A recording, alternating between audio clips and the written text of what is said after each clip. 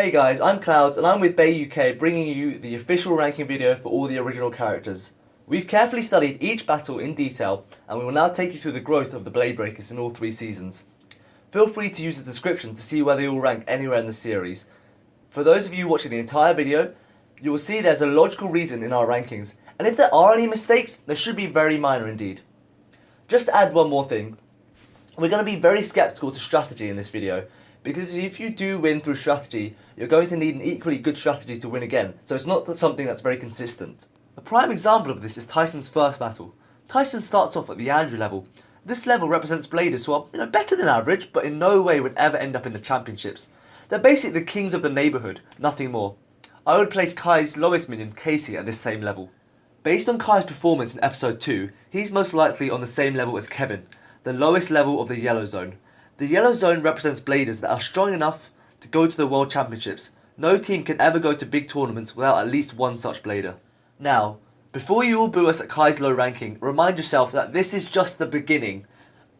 This is only episode 2, Kai does get a lot stronger as the series progresses. We definitely believe that Tyson at least reaches the Trevor level when getting Dragoon. Some of you might think he deserves a higher ranking since he did beat Carlos, but that battle was entirely strategy and just a showcase of Tyson's future potential.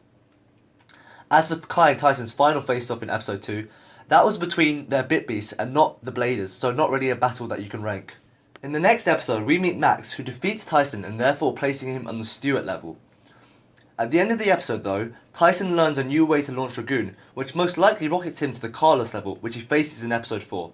And yes, we do know that Carlos is cheating, but it's pretty obvious that there's a level between Stuart and Kevin, and Carlos is the one best at representing that. In episode 5, Max reaches the same level and displays a lot of his future potential after getting Drasil. Based on Kai's performance in the same episode, it's reasonable to say that he's shown power worthy of being on the Gary level, which is a fitting spot to place him in for the rest of the Blade Breaker arc, as it now makes sense with how he seems to be intimidated by Mariah later in episode 9. When Tyson battles Ray and gets his new attack ring, he definitely goes up one level in the rankings. However, I do not believe he's actually stronger than Ray at this point, because it is possible for bladers to bring out their inner strength in certain battles and go a step or two above their ordinary level. Tyson vs Ray is an example of such a battle. The true strength of Ray should be at the Mariah level, since Ray was the leader of the White Tigers and it just doesn't make sense for him to have gotten, fallen very far behind his team just from travelling the world to get stronger.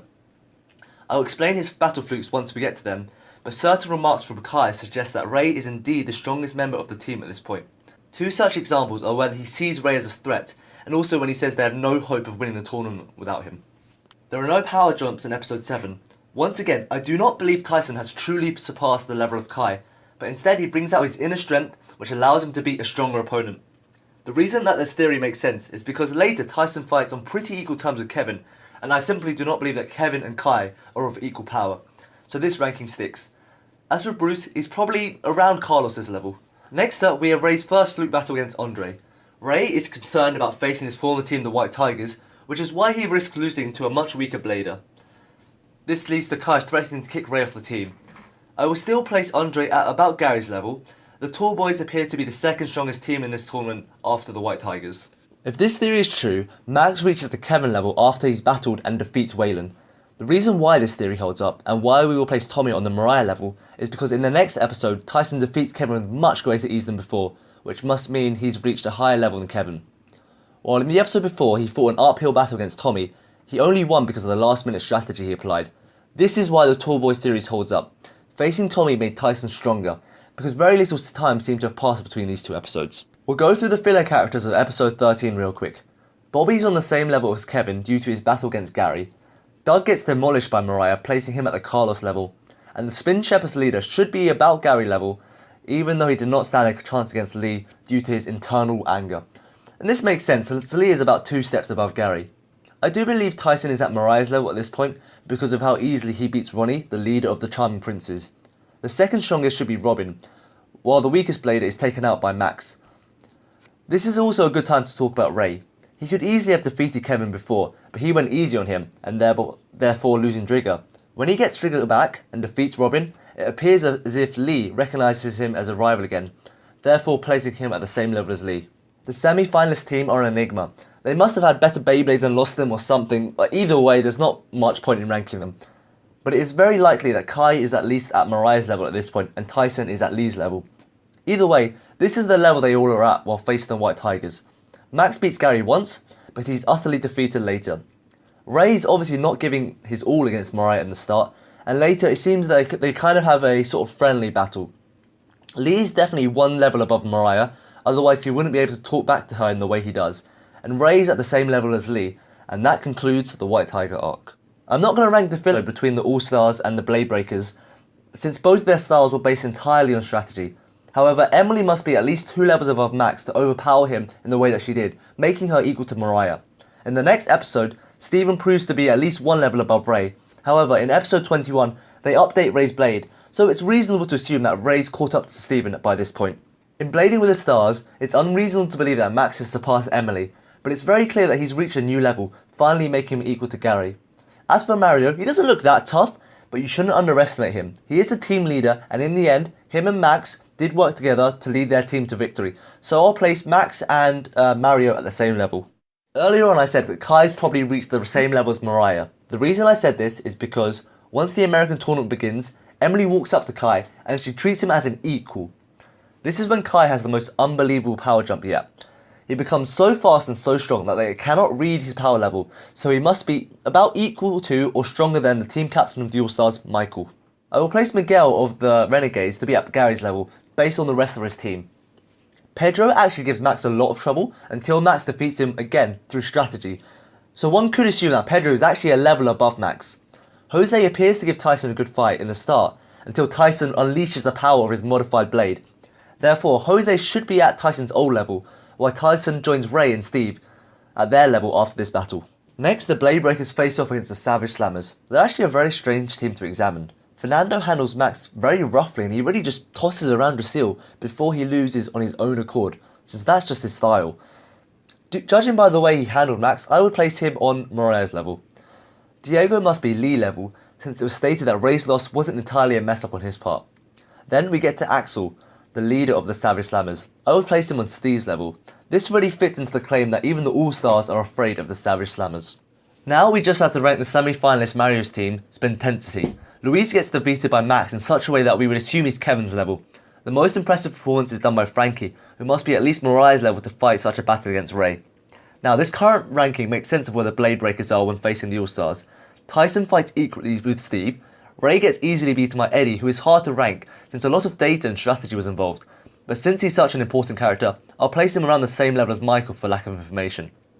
Max is mentioned to have become at least twice as powerful as before in the middle of his battle against Michael, and this places him on Steve's level. Then again, when Michael uses Power Pitch, Max wins through strategy of using his own power against him. We are now approaching the purple zone. This zone represents bladers who would be famous in the original Beyblade world, the first of them being Michael. But Michael was obviously inexperienced with this level of power, which is why we reach a new level with Cenotaph. Cenotaph was able to take on Ray, Tyson and Max at the same time. Only Kyle was able to handle him, putting him at a level above Michael. When we later face Sanguinex and Lupinex, there's no reason to assume that they are equal power. However, they are still probably one level above Cenotaph, since Sanguinex is their leader. Tyson and Ray managed to beat them using strategy, so we're not going to raise their rank yet until they battle in the Eiffel Tower. Speaking of which, Zom is probably around Michael's level, but he's more in control over it. Their battle in the Eiffel Tower is really messy, and anyone who studies it in detail is going to have a hard time making sense of it. A lot of what happens takes place off screen, so we're going to have to make a few approximations. We're going to assume that Max reaches Michael's level, Ray is going to be at Cenotaph's level, and Tyson at Sanguinex's level. The one thing that is clearly true is that Kai must be stronger, since he's the one that saved them all. We're going to place Kai at around Oliver's level. This is a turning point in the series, and if things had gone differently here, any of the other Blade Breakers could have ended up with a ranking above Tyson. But it's Tyson who ends up taking on most of the Majestics, thus he's the one growing the most in strength, which is shown in his battle with Oliver, making him an equal level to Oliver. Then, in episode 36, he takes on Enrique and achieves a level equal to Enrique. Now it's time to examine Johnny. Some of you might argue that Johnny's on the same power level as Robert, however I disagree. Robert clearly talks down to Johnny, which implicates a clear power difference. When Kai first takes on Johnny, I believe he's still stuck at the Oliver level since it seems very little time has passed. This makes sense since Johnny completely schools Kai. It's only the internal strength that Kai brings out which makes Johnny go full force, and in turn causes the other Majestics to question Johnny at the end of the episode. In the next episode, there's clearly some training which gives Kai a chance to become stronger. Ray later draws with Oliver, which shows that he's reached the same level. When Kai has his rematch with Johnny, he proves that he's gotten stronger, although it's most likely only by one level, as in the end Kai has to use some strategy to win. As for Tyson's win against Robert, I believe it was one of those unique battles, thus it only brought him to Johnny's level. I'll explain my reasons for this later down the line. In episode 41, the Old Bladers have reached a new level. I'll place Emily and Mariah at the Michael level, since they both take out relatively strong opponents. Michael jumps up to the Sanguinex level where he's joined by Lee. In the episode after this, Kai faces the Ultimate Blader test, growing stronger and stronger the deeper he goes into the Abbey. I believe this is the time where he truly reaches the Johnny level. Here's also the beginning of the reason why I think Tyson does not truly reach Robert's level. Tyson has grown really fast, and now that he's relaxed for a while, he suddenly has trouble with Ian, who I place at Oliver's level. Now we'll introduce Kai with Black Dronza as the first Super Blader. Although Steve was ultimately schooled, he did hold his own for a few seconds against Ian, therefore I place Steve at the old Michael level, and this confirms Ian's place at the Oliver level.